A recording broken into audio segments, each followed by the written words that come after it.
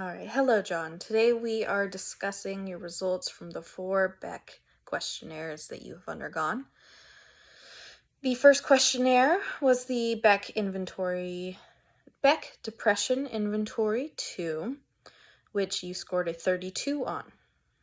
This indicates that the level of depression you're currently experiencing is severe when compared with a group of your peers.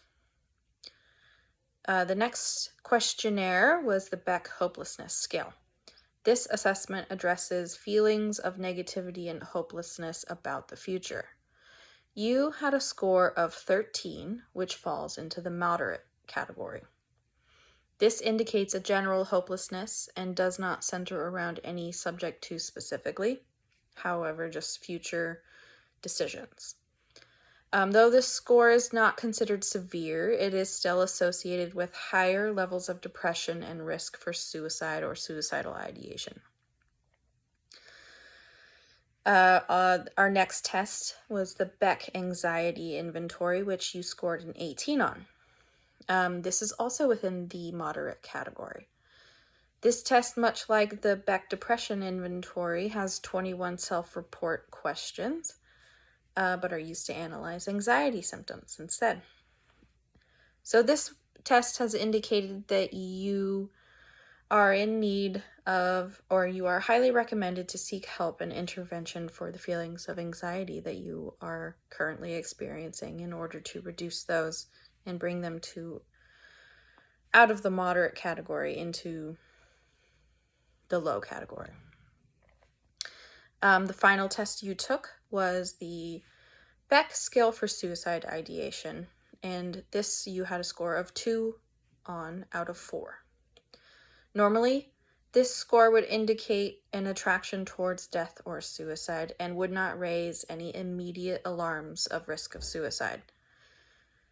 However, you have been deemed at an imminent risk of suicide due to some of your answers on this test.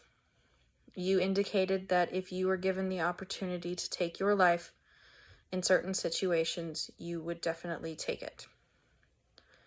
Some of your other answers to this on this questionnaire definitely contradict this statement and do not support your claim to opportunistically end your life.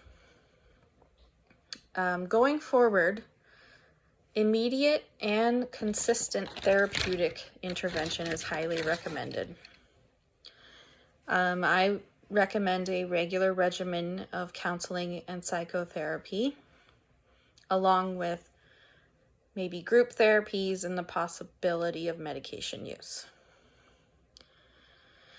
The risk of suicide and ideation for suicide need to first be addressed, though there may be some discrepancies or contradictions with your symptom expression. I would still recommend this regular regimen of counseling. I would also recommend that it starts now. With that said, any reservations that you may have will gladly be appropriately addressed, as well as anything that you may need to allow yourself to be fully comfortable and safe through this process.